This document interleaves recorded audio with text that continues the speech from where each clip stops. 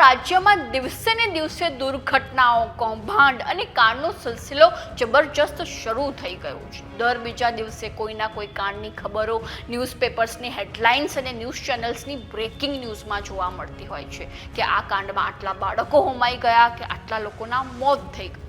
બીજી બાજુ વધી રહેલા ભ્રષ્ટાચારને લઈને પણ લોકો ત્રાહિમામ પોકારી ઉઠ્યા છે. નમસ્કાર, વાઇબ્સ ઓફ ઇન્ડિયાની સાથે હું છું મેક્ષુ.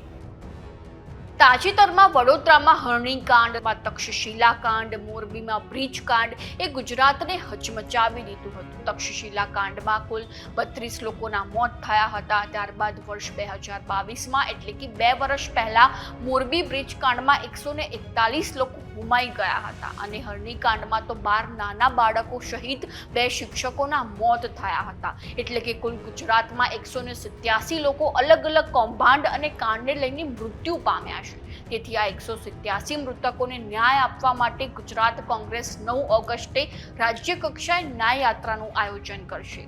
જોકે તમને જણાવી દઈએ કે વિપક્ષ નેતા રાહુલ ગાંધી આ ન્યાય યાત્રાનો ભાગ નહીં હોય.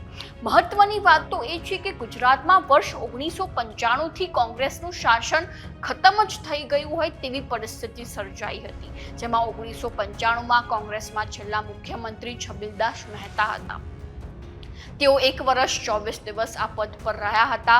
ત્યારથી લઈને અત્યાર સુધી એટલે કે 28 વર્ષ સુધી ગુજરાતમાં કોંગ્રેસની હાલત અત્યંત દયનીય રહી છે.